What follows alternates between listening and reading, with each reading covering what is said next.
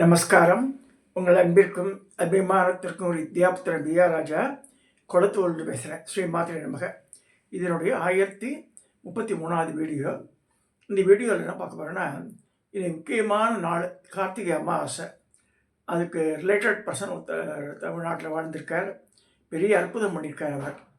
திருப்பத்தேநல்லூர் ஸ்ரீதர ஐயாவாள் சொல்லக்கூடியவர். அவரை பற்றி ரொம்ப பிரசித்தம் தமிழ்நாடு முழுக்க. ஏன்னா இன்றைக்கி அவாத்து கிணறுல கங்கை பொங்கி வந்ததாக சரித்திரம் சொல்கிறது. ஸோ இவர் தான் அவர். காமிக்கிறேன்.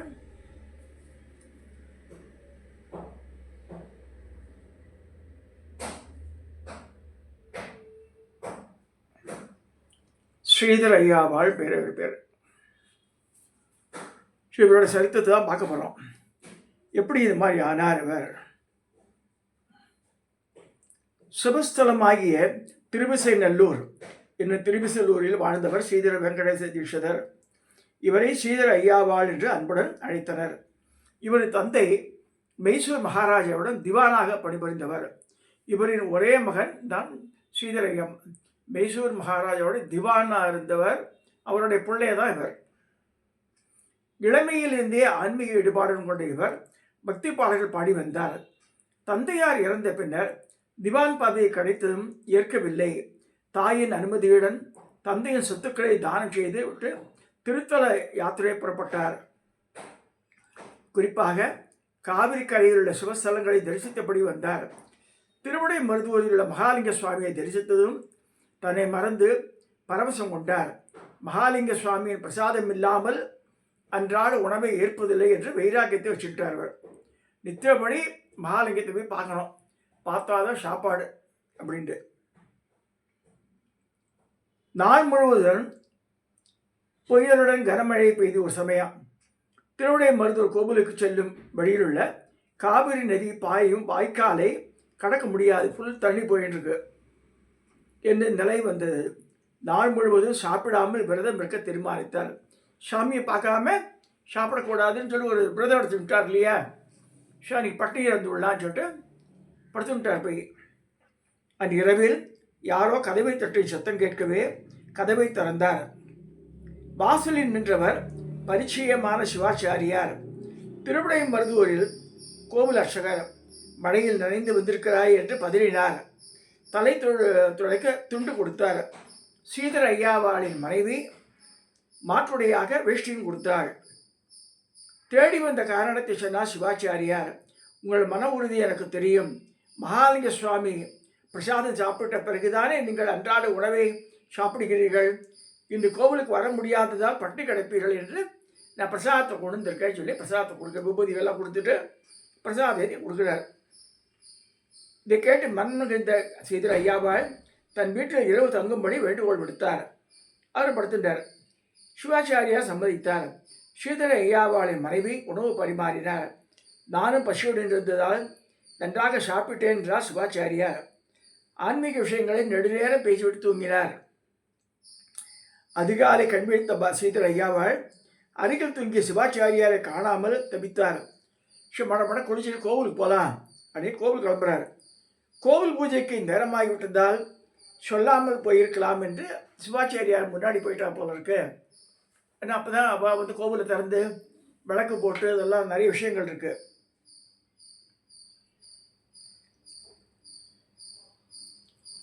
என்ன மனைவி சொல்கிறா, கோவிலில் பூஜைக்கு நேரமாகி விட்டதால் சொல்லாமல் போயிடா மனைவி சொன்னா. மழை விட்டாலும் வாய்க்காலில் வெள்ளம் போகுமே, சிவாச்சாரியார் எப்படி கடந்து போயிருப்பார் என்று கவலைப்பட்டார். அப்போ ஸ்ரீதர ஐயாவாளின் மனைவி, நேற்று சிவாச்சாரியா வரும்போது வெள்ளம் ஓடி இருக்குமே, எப்படி கடந்தால் நீங்களே கேட்கவே இல்லை அவரை, நீங்கள் கேட்டிருக்க வேணாமா, அதை நேற்றே சொல்லி கேட்டிருக்கணுமேன்ற. பிரசாதம் கிடைச்ச மகிழ்ச்சியில் எதுவும் தோன்றவில்லை என்று பதிலளித்தால் ஸ்ரீதர ஐயாவாள். அவசரமாக குளித்துவிட்டு அன்றாட பூஜையை முடித்து கோவிலுக்கு கிளம்பினார். வாய்க்காலில் வெள்ளம் செல்வதால் வேண்டாமே என்று மனைவி தடுத்தாள். மகாலிங்க சுவாமி என்னை வழி நடத்தி செல்வார் அம்மா, கவலைப்படாதே என்று சொல்லி கிளம்பிட்டார். வெள்ளத்தில் தொட்டு தடுமாறி ஒருவாராக திருவிடை மருதூர் மகாலிங்க சுவாமி கோவிலை அடைந்தார்.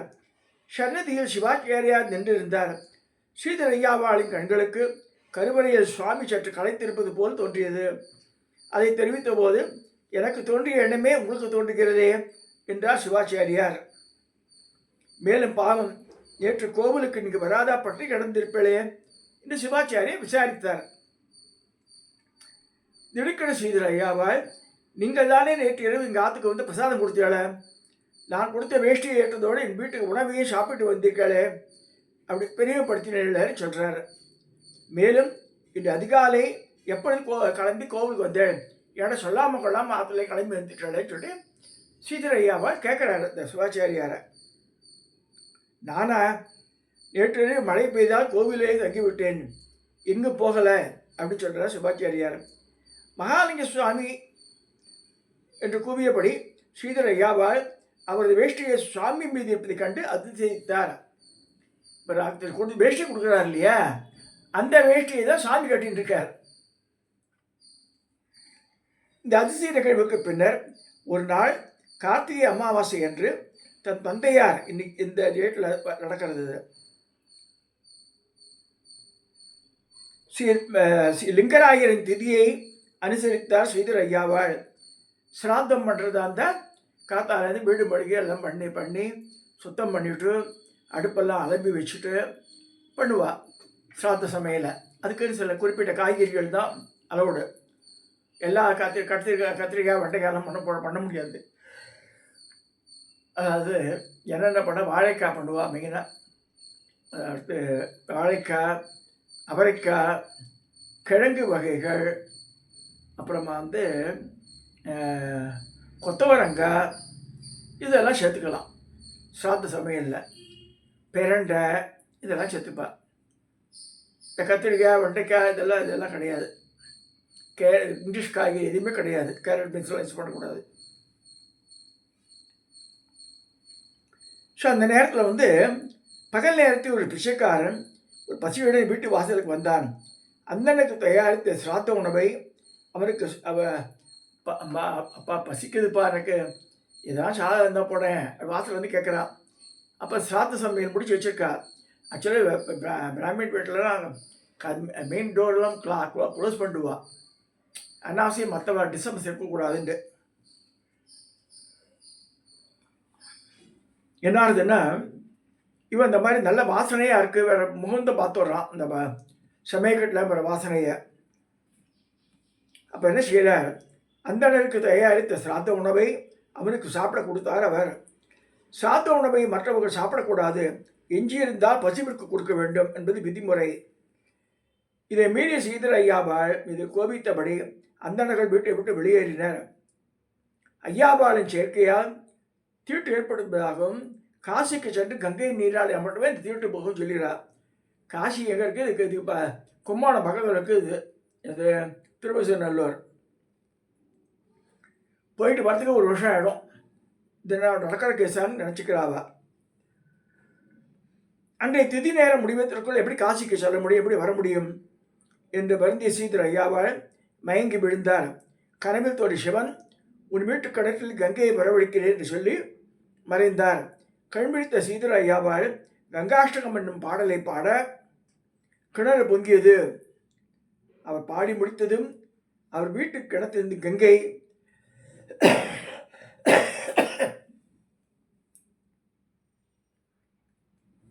அப்படியே பொங்கின வருது நுரையோட. கிணற்றிலிருந்து நீர் மேலெழுந்து வந்து பெருக்கெடுத்து ஊருள் புகுந்து வெள்ளக்காடானது. அதில் மகரம் கிகரம் தவளை மீன் ஆமை என்னென்ன இருக்கோ எல்லாம் வருது அதுலேருந்து.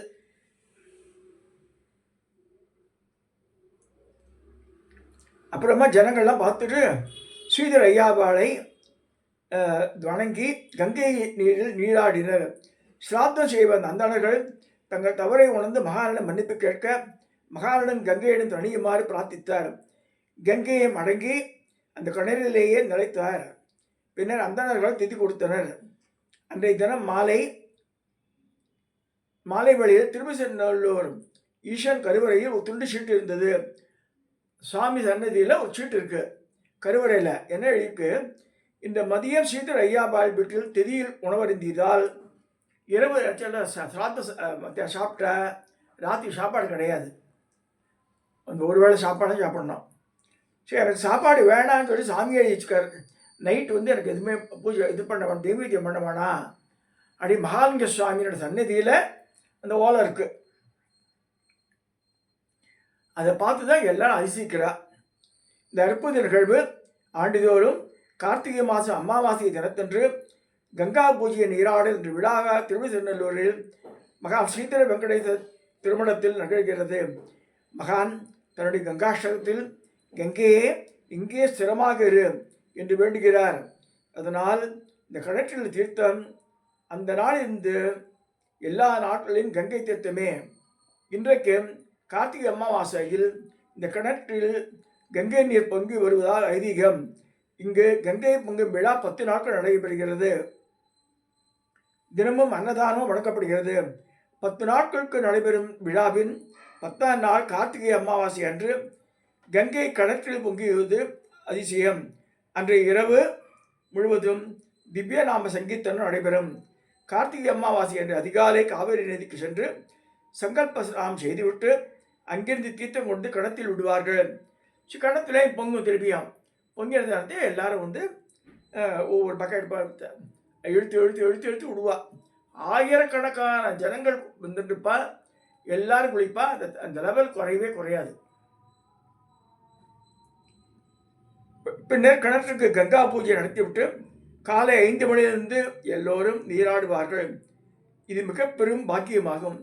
இது வந்து இன்னைக்கு டேட்டில் இந்த கார்த்திகை அமாவாசை அன்னைக்கு திருவிசநல்லூர் நடந்ததாக நம்ம இதில் புராணங்கள்லாம் சொல்கிறது. ஸ்ரீதர ஐயாவோட மேன்மை இதில் நமக்கு புரியும். ஸோ அவ்வளோ பெரிய மகான் தமிழ்நாட்டில் கும்பகோணம் பக்கம் தான் வாழ்ந்திருக்கார். பெரிய அவர் நினச்சாலே நடந்திருக்கு எல்லாமே. ஸோ இதெல்லாம் நினைவுக்கு வந்து அவளுக்கு ஓடி நமஸ்காரம் பண்ணிவிட்டு அங்கே இருக்கிற வாழம் அவளை கொடுத்து விஷுவா. அதான் நம்ம வந்து இங்கேருந்து ஆனந்தப்பட முடிந்தவரை சில பேர் லீவ் கோயிலில் போட்டு பிளான் பண்ணி அழகாக டிக்கெட் புக் பண்ணி இன்றைக்கி போயிட்டு வந்துடுவா அடுத்த நாள். அப்படியும் உண்டு.